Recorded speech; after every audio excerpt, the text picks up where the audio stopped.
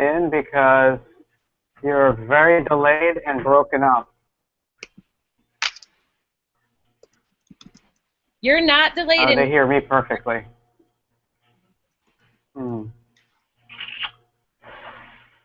Yeah, okay. So just,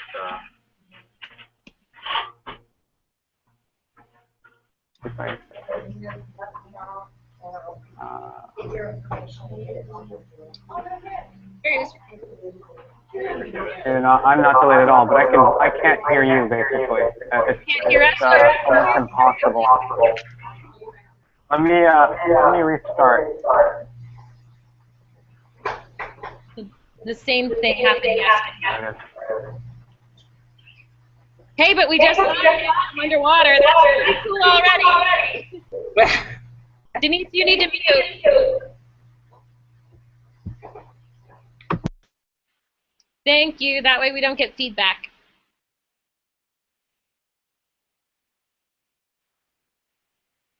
And we are recording right now. So, yeah, so this is Matt from Biosphere 2, and he's, they've got a bunch of teachers out there that are joining them, about 40, right, Matt? Yes, we have 41 teachers, and they're here for the Arizona Center for STEM Teachers. Fantastic. And then we have Lorianne, well, Betsy Wilkening, although we can't see her right now. Oh, there she is. They're eating. Betsy's at the Tree Ring Lab at the U of A, and they have 16 teachers or so. Yep. And Denise is over at JTED Camino Seco, and they have approximately 18, 17, 16 teachers, something like that. There's Fabien again. Oh, much better. I hear you great now. Fantastic. Well, so we have 6 different sites here in Arizona that are all tuning in, and we're happy to start and hear from you what you guys have going on. So we have about 15 or 20 minutes for you to talk to us, and then we have some questions for you. Excellent, excellent. Well, I'm just going to frame you up properly here on my desktop, and if you can bear with me for 2 seconds, I am now happy that we can actually see each other and hear each other well. Okay, we're going to do that. Boom, boom, boom. And action we go. So, welcome to the bottom of the sea in the world's only undersea marine laboratory called Aquarius. It's 9 miles offshore of the Florida Keys, 63 feet down. At least that's the entrance to our habitat. And as the name implies, we are living at pressure depth, which means we're living at 3 atmospheres essentially, when you Earth dwellers are living at a mere 1 atmosphere. We're breathing air that feels a little bit thicker.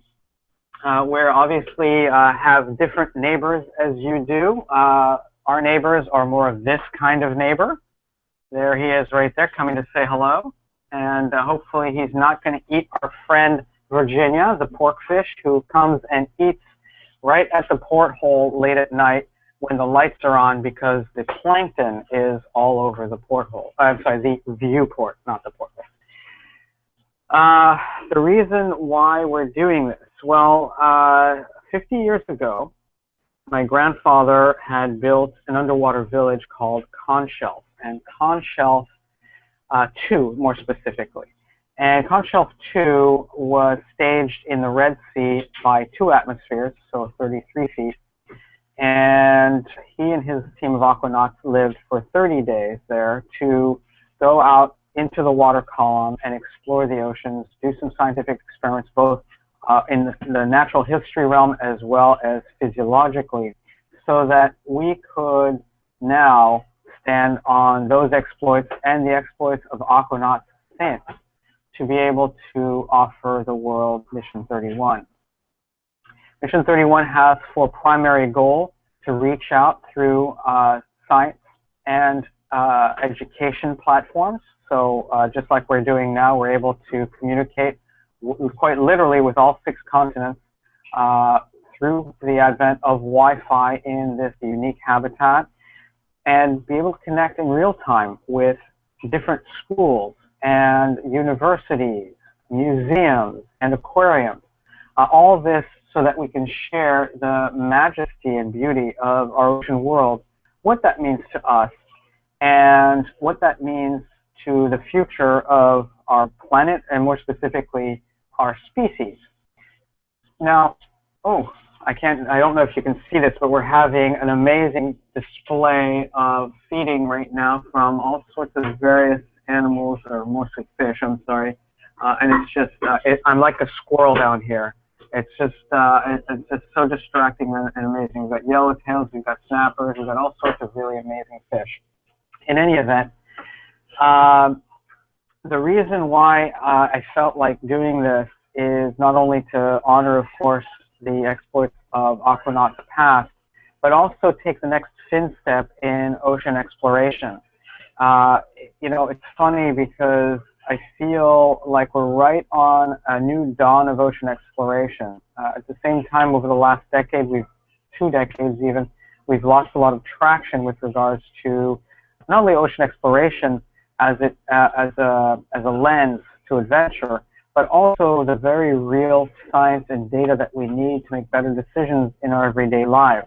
And by using the newest, latest technologies available to us, whether they be robotics, such as our new PAM fiber optic sensor for fluorescence on the health of corals, or whether it would be, there's our buddy again, or whether it would be a predator-prey fear behavior, and cueing one of these guys is actually a really good segue. But barracuda are actually not what we're studying. We're studying Goliath grouper and other things, although these guys definitely play a part of this food web, as well as looking at pollutants with regard to some of these issues, and of course climate-related issues such as acidification. So there's a lot happening right here. There's a lot of data and science happening. As a matter of fact, our scientists from FIU are just coming in now from their 3.5-hour dive. We dive anywhere from 6 to 10 hours a day. We get up at 4 o'clock in the morning. We stage out around 5:30, and by the time our day is done, it's about 11 o'clock at night. So we do have very long days, but it's well worth it for both the outreach portion as well as the science. And my hope is that at the end of all this, my team will be able to walk away not only with the short stories that they're posting online right now at the mission-31.com website, but also are able to come back with a full-length feature documentary down the road. My buddy just keeps coming by. Don't eat Virginia. We like Virginia.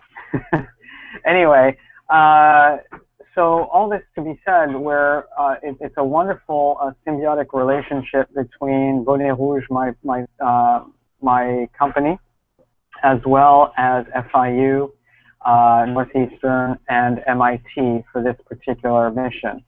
The extra day is really symbolic, but it does mean to promote that next fin step in ocean exploration. As you can hear, there's a lot of activity in the background. It's a small, nice, cozy place, about the size of a school bus for you educators. 43 feet by 9 feet wide inside, and we stuff 6 people and all their gear in here. But really, the wonderful part about this, because we're saturated, we're at saturation depth, and we're at ambient pressure, we're able to go diving all those lengths of time to collect data that, and I'll quote Andy on this, and please correct me if I misquote, but within just the 2 weeks that you're down here, the 17 days that you're down here, you can collect up to what? 6 months worth of data that would normally, it would take from the surface, diving every day. So, and of course, as we know, we can't dive every day because of weather issues and all that. So down here, those things are not as much of a factor, and we're able to collect a lot more data in a shorter amount of time, and much more consistent data. So to be able to do this over a lunar cycle, we can now do that for a full year within that 31 days. Beyond this, of course, it really is that human-ocean connection and trying to connect the average person who's not a scientist, who's not an educator, who may not have even gone to college or even finished high school, to understand not only the beauty and the unknown of this ocean world, but also its fragility and what it means to them, whether they live on the ocean front in Florida or 1,000 miles away on top of a mountain. Why should they care? And that, in essence, is the most important message that we can run home to them with through the advent of new media, as well, of course, as hopefully the traditional media and the advent of a long-term documentary. There's a lot more to this. There is a Beyond Mission 31. This is a platform from which we can jump off and start a campaign to push the dawn of ocean attention, the new dawn of ocean attention, whether it be through the lens of schools, whether it be through communities, or through government. Just this morning, I had a call from the governor of Florida congratulating us on Mission 31, and I made no bones about letting him know that, you know, the economy is very much related to the health of the oceans. No healthy oceans, no healthy economy. No healthy oceans, no healthy people. And so with that said, he was very much in agreement and had stated he would do his utmost to support education and science. So I don't know if you wanted me to take you on a short jaunt around Aquarius, or if you wanted me to answer questions, but I'm certainly not wanting to take up all this time chatting at you. I'd rather chat with you. So our teachers here, we definitely like to have a little look around Aquarius. If you could do that first, and then still maybe have some time to ask a few questions. Absolutely. So here we go.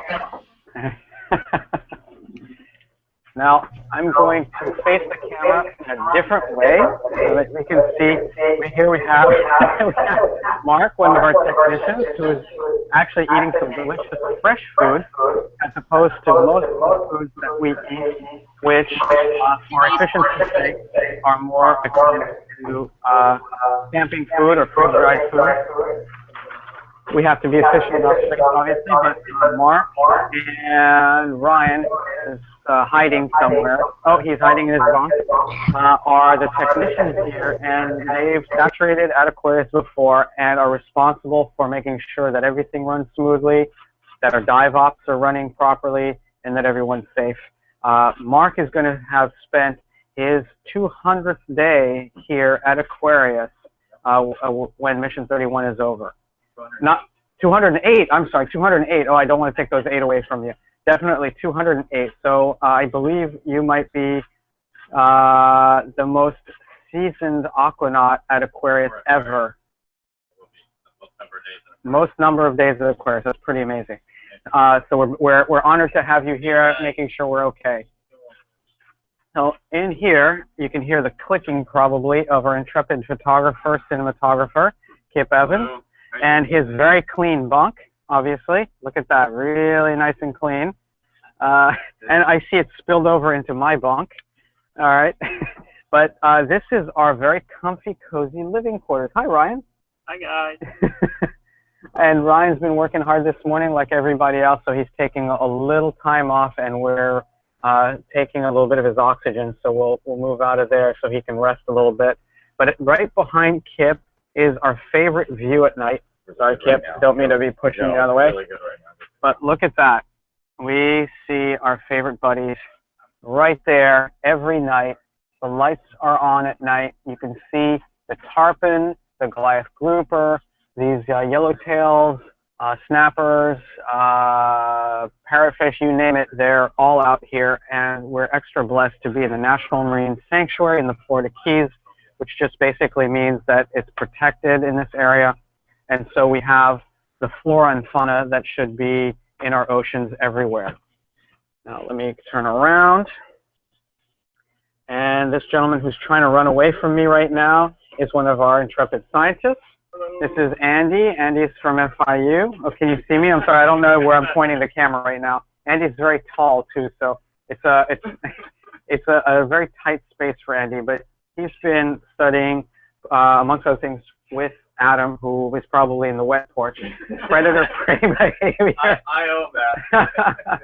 Kip just photobombed us, video bombed us, and as well as fluorescence on the corals, which is an indicator of their health. And you're studying the fertilizer as well as pollutants, man-made pollutants on those corals. Is that correct?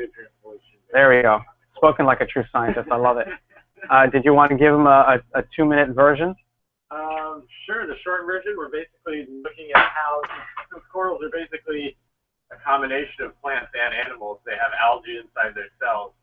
Nutrient pollution, basically fertilizer runoff, can trigger growth of that algae and cause it to kind of disrupt that normal balance within the corals. And I'm going to try and get closer to you because the microphone is on my collar right now.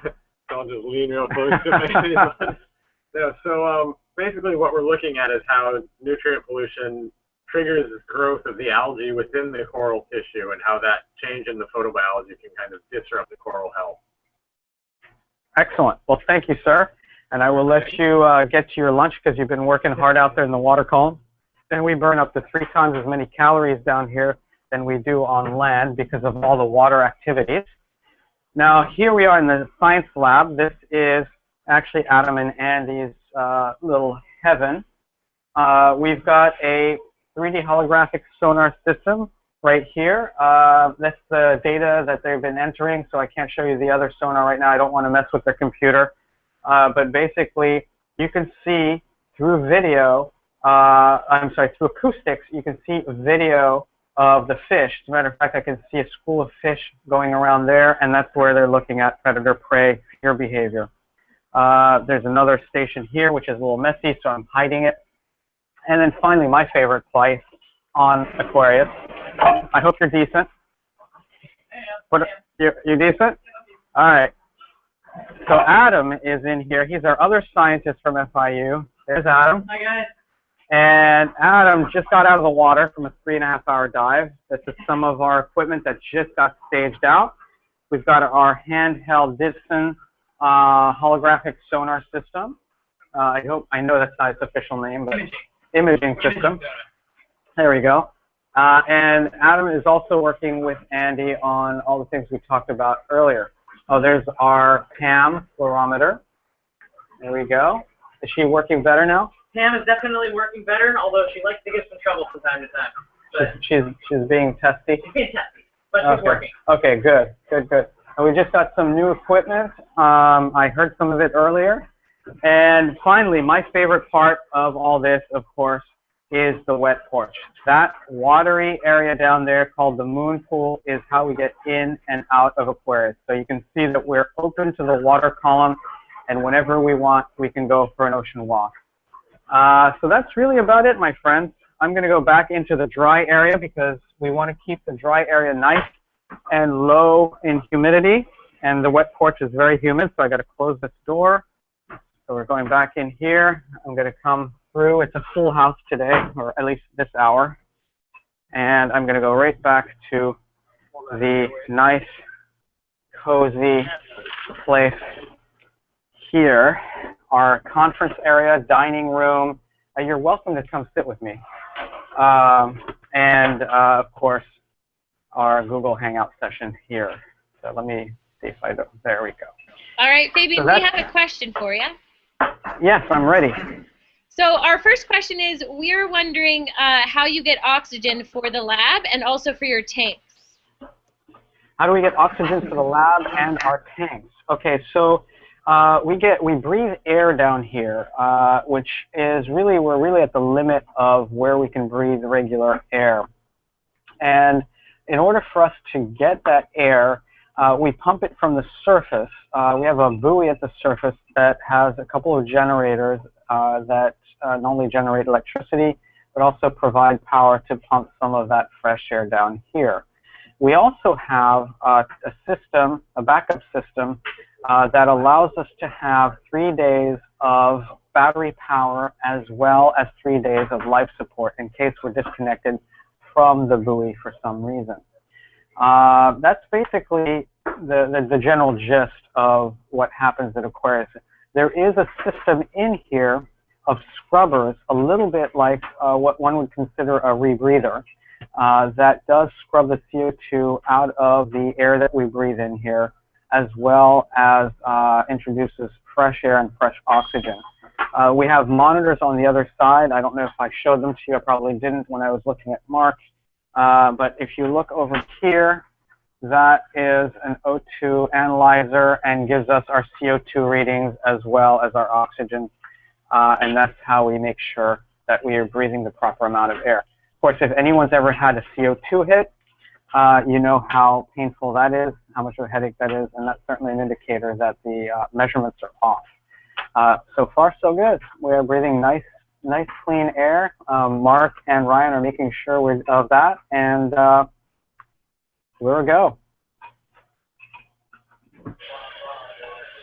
Now we're going to toss it over to Biosphere 2. They have about 41 teachers that are out at Biosphere 2, and we're going to let them ask a question. Matt?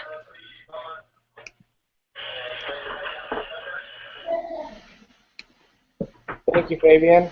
One of the questions our teachers had is, what are the physiological effects on humans with that habitat and in terms of going down there and doing your mission?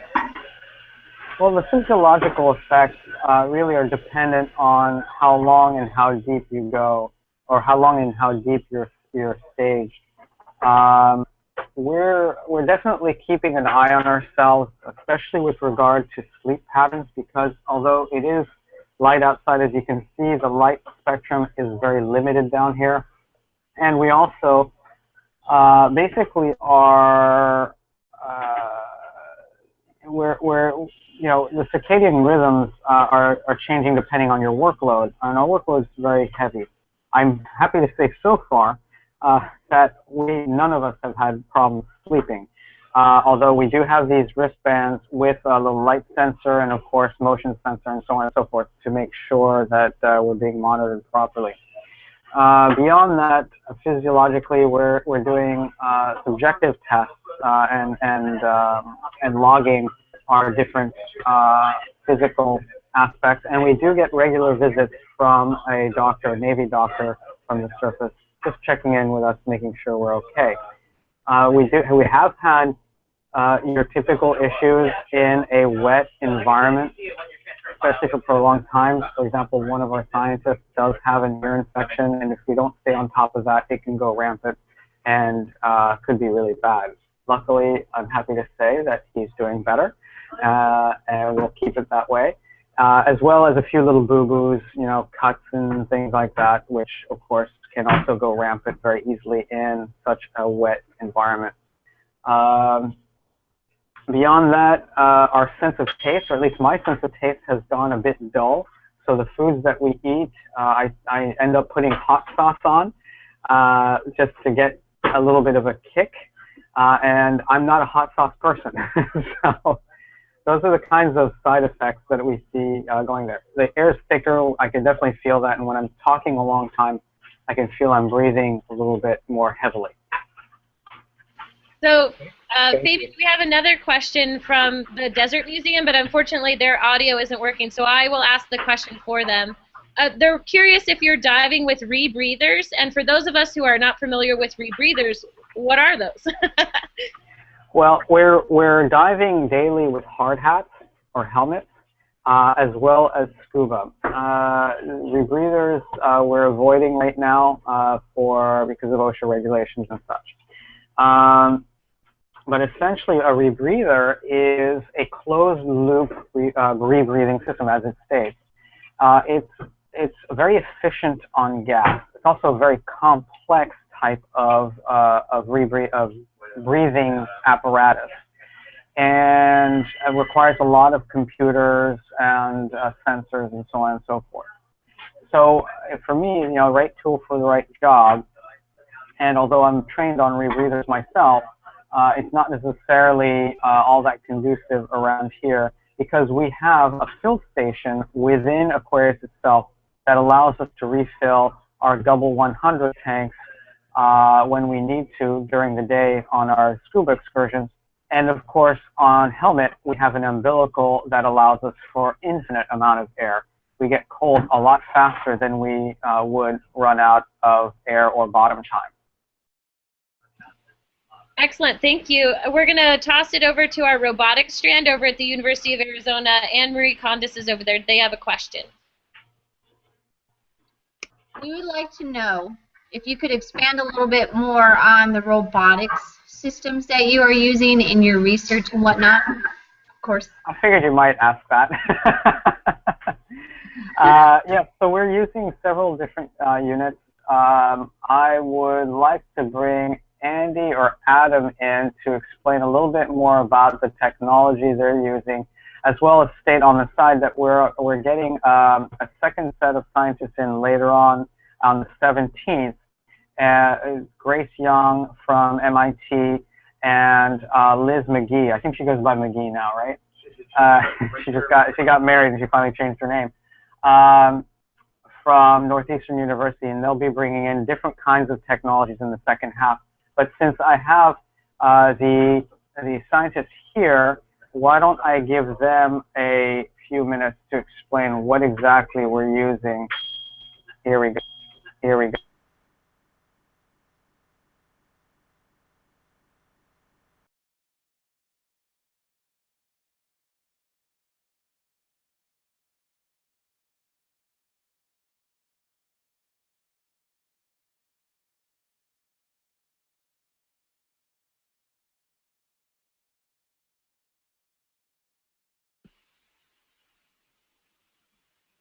We just lost sound with you. I don't know if you can hear us, but we can't hear you. No! We can't hear you. We can see you. Yeah. Oh, excellent. Okay, we just have to switch something on Skype. I mean, I'm sorry, on Google Hangouts. All right. Oh, you can't hear us? Yeah, we're here. Okay, so back to the robotics question. Can you hear us? Yeah, we can okay. hear you. It's a little. Yeah. So that'll be the focus, I think, mostly of one of the MIT graduate students. However, we are applying a little bit of robotics out here with the imaging sonars. We have them deployed on a tripod out on the reef, about 100, 150 yards away from the habitat, and we're able to program this robotic rotator arm so that it can turn it on a pitch and roll angle and face where we want it to face, and it rotates every 5 minutes so that we can get an idea of kind of what's going on in a 360 view at each station that we're deploying our experiments on. And that's all of the robotics that you're using down there right now? In terms of explicit robotics, for our section, yes. That would probably be a better question, I think, for the MIT student who's coming down in the second half of the mission. I'm sorry. We are using some really advanced technology, just not in robotics. Yeah. All right, thank you. We're going to toss it over to the tree ring lab at the University of Arizona to Betsy Wilkening. They have a question from their strand. Sure. Oh, yeah. Oh, I think we may have just lost them. So, Denise, does your group have a question? I can't hear you, Denise. Can you type it into the... Unmute yourself. There you go. There you go. Okay, can you hear me now? Yes. Okay. One of our questions is, what do you need to do to prepare for this mission? Wow. In terms of science, obviously, we've been doing a lot of these projects for a while. In fact, you guys have been studies of this same manner, kind of proof of concept and get an idea of what we needed to do. Right. So the logistics have been a long time working. In terms of the actual training for the saturation part, we've been scuba diving all of us for a couple of years now. So if you're a trained scuba diver, you can come down here, and the Aquarius team will put you through about 2 weeks of training. Mostly, it's very similar to cave training. Instead of having a cave ceiling over your head, our ceiling is just that 45-foot depth limit that we can't go above because of a weak saturation depth.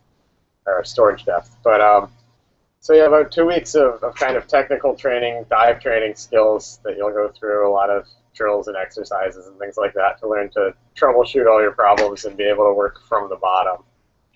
So, but yeah, it's fun actually. The training is a lot of fun to get ready for it. The skills you learn during it are applicable in other areas as well, so it's really exciting to kind of have the opportunity to get those. I found the mask off real training even the most fun. Yeah. I don't know if there's a video of that, but yeah, it was really good. Yeah, you do a lot of basically everything. You learn to do everything, and then you learn to do it without your mask or like with your air turned off and relying on a buddy for it. So. So we're also wondering out here what other kinds of research are going on, and after Mission 31 leaves Aquarius, who continues to use that space, and what kinds of research are they doing? Sure. So right now, the stuff that we have going on, I have the project looking at nutrient enrichment on corals and coral photobiology, basically. We have the behavioral project going on with the fish predators. We're also setting up a long-term monitoring station out here at Aquarius to basically look at the impacts of climate change and ocean acidification in the lower Keys. So that equipment is actually being deployed and kind of the test runs going on right now to make sure it's all functioning smoothly. The second half, there's going to be a lot of sponges collected. It's for it's for a genetic database, essentially, of sponges. Well, don't forget that NASA trains here at least once a year for NEMO. So after we leave, there's NASA mission coming up, a NEMO mission they call it, which is Extreme Environment Mission Operation. I can't remember the acronym. NASA loves their acronyms, but they come down to practice for the space station, essentially. Yeah. Yeah, and then the Navy, the U.S. Navy will be Extreme Environment Mission Operation. There you go. Extreme Environment. There's the acronym. NASA Extreme Environment Mission Operations. And then there's 2 Navy missions coming up that are scheduled here after we leave. And what are those for, Otter? Those Navy missions? What are those for? Yeah, Navy stuff. He can't. They'd have to kill you if we told you. Well, then let's not go there. Really quickly, because we have teachers here at all of our different sites, I'm curious to know what teachers in your background influenced you and had an impact on you, and what experiences was it when you were kids that encouraged you to go into marine biology? Well, yeah, so, I don't know, honestly, it was an episode of Bill Nye the Science Guy. I was probably in 3rd or 4th grade, and I just remember it very vividly. I know, right? That man is amazing, and I actually reached out to him to try to incorporate him on the mission. Didn't work, but there was an episode, they always cover like a scientist and a scientist role on, at the ends of those episodes, and one was a marine biologist, and we had done yearly trips to the beach, as a kid growing up for a long time, and I realized like people get paid to do this, to live near the ocean and to look at cool stuff and discover new things, and that was really kind of where it went from there, and I just kind of went with it, and I'm very glad I did. And Bill, that's a great question, because Bill Nye is the perfect example of the transition or the symbiosis between science and communications, and communicated to the general public, and he obviously got you impassioned in that, which is an amazing thing to do. I think the Mythbusters are doing a pretty good job of kind of the similar things. So, I had a 9th grade life sciences teacher named Mrs. Donnelly, who was amazing, and actually that didn't get me interested in marine biology. I was interested in genetics and virology is what I was really gung-ho about, but biology in general. And so she completely, I to this day credit her as being probably the most influential teacher I've ever had, and really, like, I wouldn't be here without her. But it took me a while to find marine biology. I actually graduated with a degree in anthropology as my undergrad, and then went and did my master's in biology and ended up here. So it's been kind of a convoluted path, but I think definitely that kind of beginning of high school were the most influential teachers that really shaped the direction I headed off in. Betsy at the Tree Ring Lab, do you guys have a question that you'd like to ask?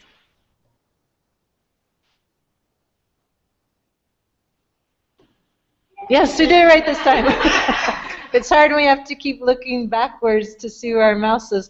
They had a question, and I think Debbie wrote it up there too, was what kind of process do they have to do to transition when they go back to the surface? So it's about an 18-hour decompression process. So they'll send in what they call an oxygen tender or another person. So we'll actually pack 7 people in the habitat for decompression. And the habitat basically acts like a hyperbaric chamber. They can seal the whole thing up, and over those 17 hours, we'll slowly bring the atmospheric pressure back to 1 atmosphere, to surface level. Early on, we'll use some pure oxygen to help speed up the process a little bit and off-gas some of the nitrogen a little more quickly. But after the first hour and a half, we no longer need to worry about any pure oxygen or mixed gas. We just go back to regular breathing air. And then 17 hours, we repressurize the habitat like a bounce dive back down to the ambient depth down here. We can open up the hatch and then just throw on our gear and swim right out. And then it's just descending like it was a normal dive. That's really incredible. We're going to throw it back to Biosphere 2 and see if they have another question for you. Sure, great. All right, the question we have is, there were 3 things that you're studying down there, one of them being climate change. What current findings are supporting your hypotheses that you've come up with? Well, so what we're looking at with the climate change is actually dealing with ocean acidification and the pH of the seawater on the reefs here. And what we find is down in the Florida Keys, we have some really extensive seagrass beds. And the idea is that the seagrass, which is photosynthesizing all day at a phenomenal rate, uses up a huge amount of carbon in the water. And so what we see is during the daytime, you get a lot of production in these seagrass beds, and then as the tide changes, you get water that actually has a higher pH because all the CO2 has been used up by the seagrass, and that gets washed out onto the reef and helps actually buffer the water out here 9 miles offshore on the reef. And so we get these tidal fluctuations in pH, where we get higher pH water coming out here. And the idea is that this will actually help ameliorate some of the effects of ocean acidification on reefs around the Keys or reefs located near seagrass beds, actually. Excellent. We're going to throw it back over to the robotics strand at the University of Arizona. Anne-Marie Condis has a question for you. Hi. Hi there. Hello. Our group would like to know, because you've answered all of our other questions, which has been fantastic.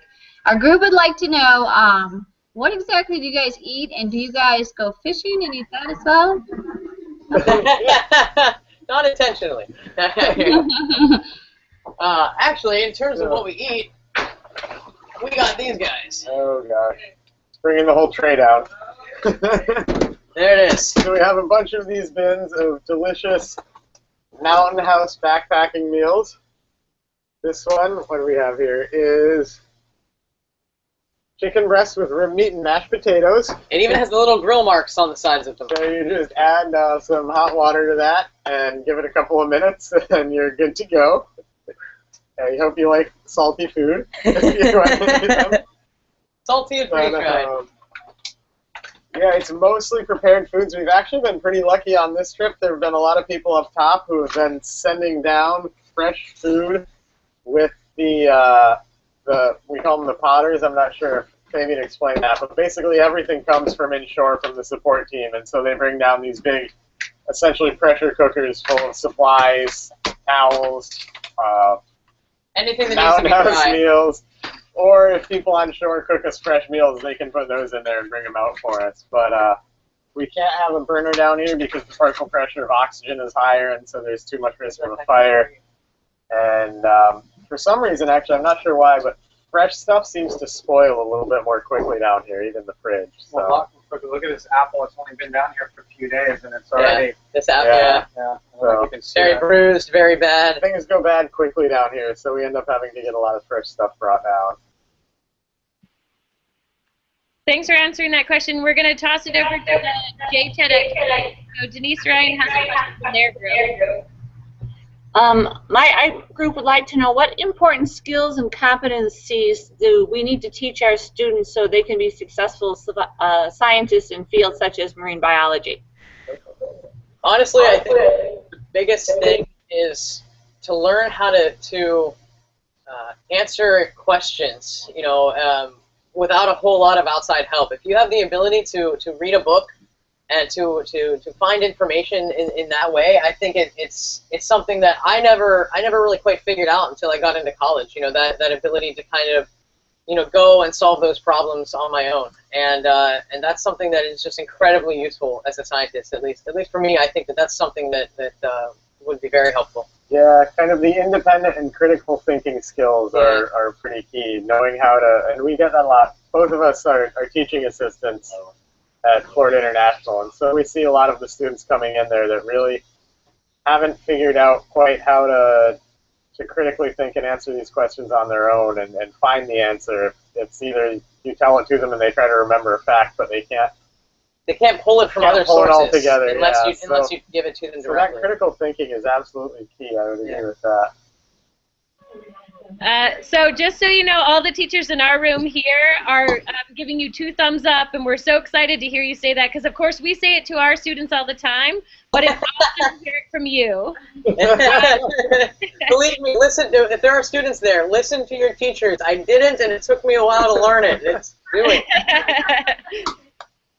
So we have a question for Fabien. We're just curious. I'm right here. I'm just off camera. I was just giving these guys their dues because they're the experts. No, and we definitely appreciate that, and it's been fantastic hearing from you as well. But we're curious for Fabien, what are some of the most memorable sea experiences that you've had with your father or grandfather, and what makes this particular experience stand out? Well, sorry guys, I'm just going to angle it for a second like this. Sure. You know, I've had the unbelievable privilege of going on expeditions since I was 7 with my family, my grandparents, my parents. So I had a lot of memorable experiences for over 30 years. The most memorable I couldn't pull out because there's just one every time I think about it. Being able to be with family is pretty amazing, especially in extreme environments. This particular one to me is an honor because not only does it pay tribute to previous aquanauts and all their accomplishments, especially the pioneers, but I really hope that with this this team of scientists, of communicators, of technicians, and all the support we get topside, that we're able to leverage the power of the modern way of communicating and doing things and education so that we can bring a new dawn of ocean exploration in a way that's never been done before, especially on a Cousteau expedition. So if we can influence a symbolic 331 million people, especially students around the world, then I think we've accomplished the goal of Mission 31. There is a beyond Mission 31 goal, which is to continue that outreach campaign and educate our decision makers, whether they be at home or in government. And I look forward to our team continuing on that path after July 2nd. Fantastic. And being awesome teachers and being just like students in a lot of ways, we've heard that it's difficult to whistle down there, so we were wondering if you could whistle for us. These guys have gotten a little bit better. No, I still can't do it, actually. This is my 2nd time down here, and I still can't whistle. the partial pressure of, well, the air down here is, there you go. He's gotten good at it. I don't think the rest of us, I don't know, maybe Mark's got better at it, but I can do it when I aspirate. Not for long. So we're also wondering, will you take this to other ocean biomes? So this kind of research. Well, You know, I think the idea is that we don't really know a whole lot about these kind of predator-prey interactions in a coral reef, scenario and setting. And so I think one of the ideas is that, if we find something here, then, we could... Well, in general, in marine systems, and in a lot of terrestrial areas, we know predators are important for structuring things. But in marine systems, we don't know that, and it's really hard to tell. So I think this is a great spot, using Aquarius to kind of ground truth the importance of marine predators, and then we can start to look at other areas, and temperate kelp forests, things like that, other places where you would expect possibly similar interactions to occur. So that would be great. Well, let me put it this way, as a non-scientist. We've explored less than 5% of our oceans to date, much less even on the bottom. So if you take that into account, we've got a lot left to explore. And the more we can push those boundaries of science and education, the better we'll know our own role on this planet.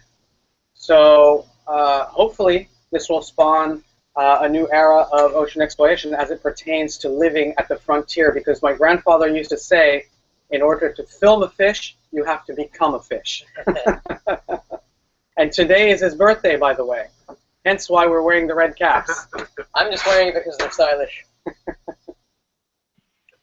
So you hinted at this a little bit before, but sometimes I think people that are in states like our students here in Arizona that aren't right next to an ocean, although we're still fairly close, we wonder why, they'll ask us why it's important to care about the ocean. So we know why as teachers, but can you explain why it's important for everybody to care about the ocean?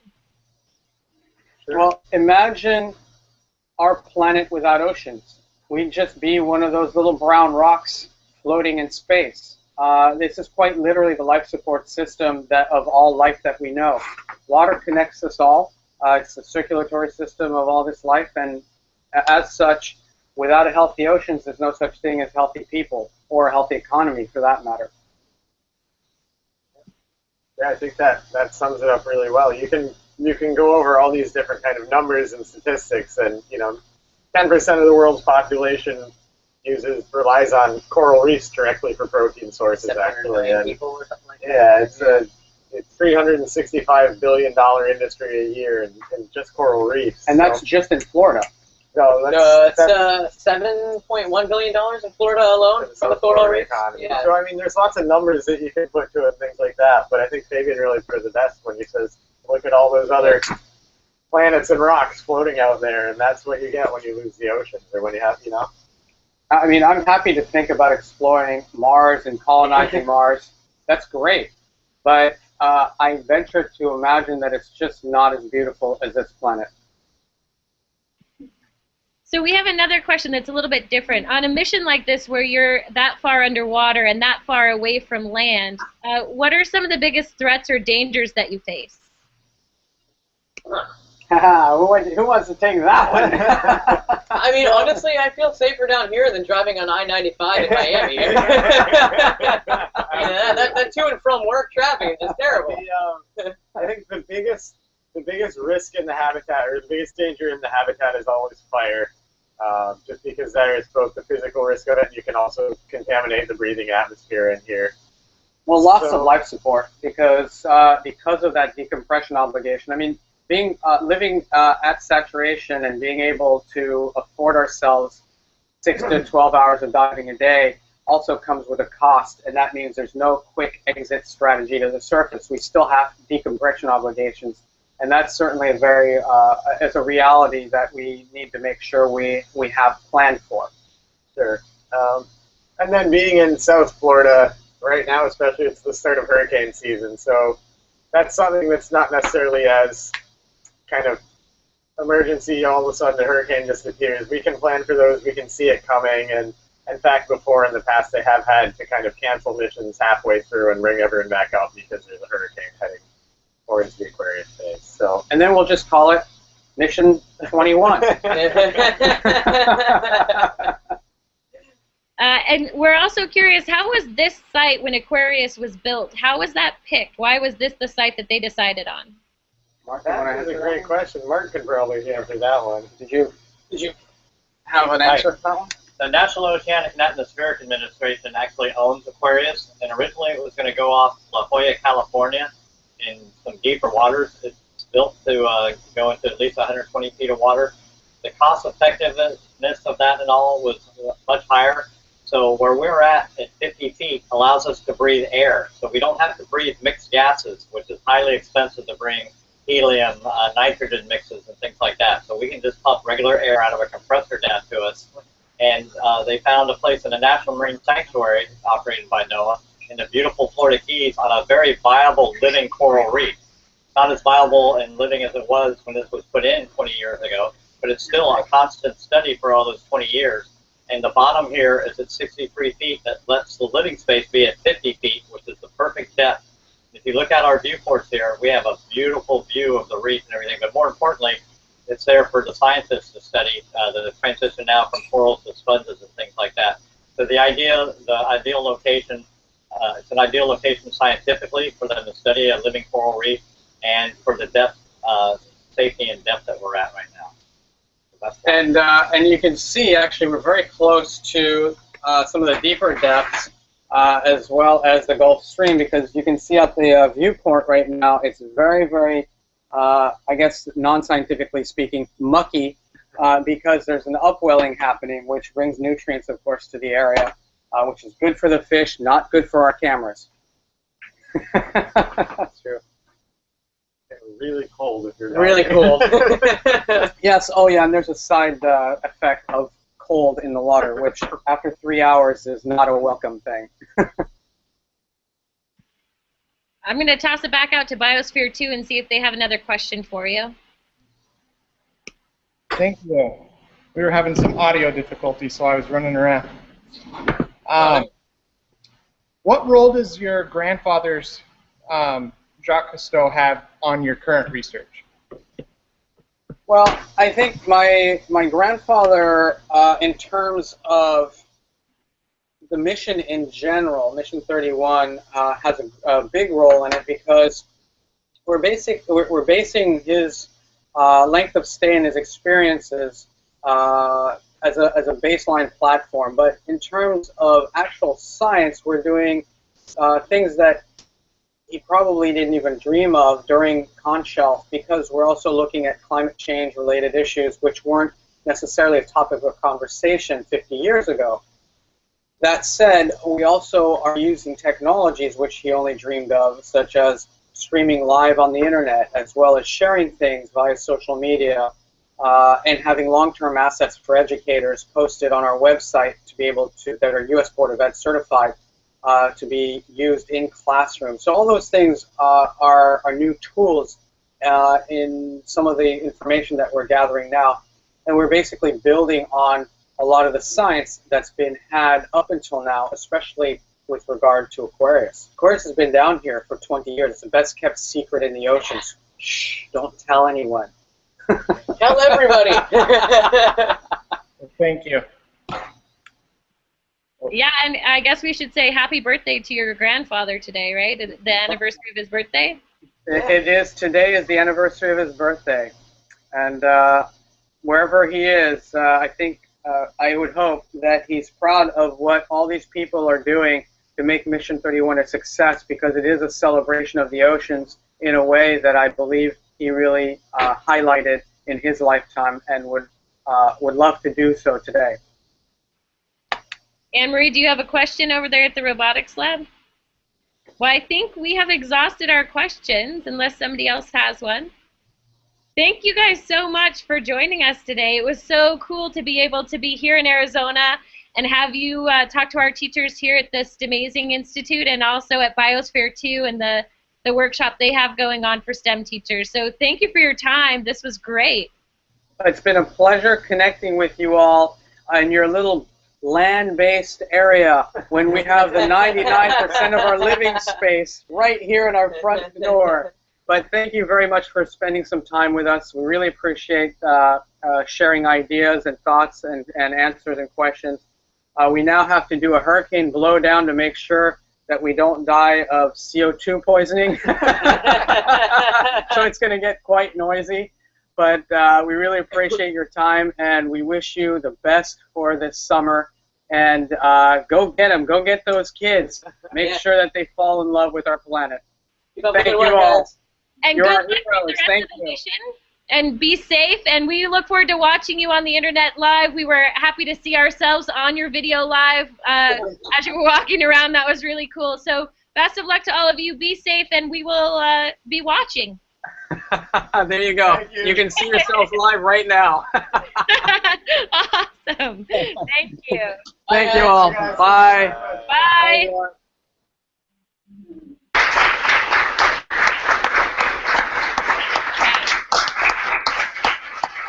Yay, that worked out. All right, thanks everyone. We're going off. How cool was that?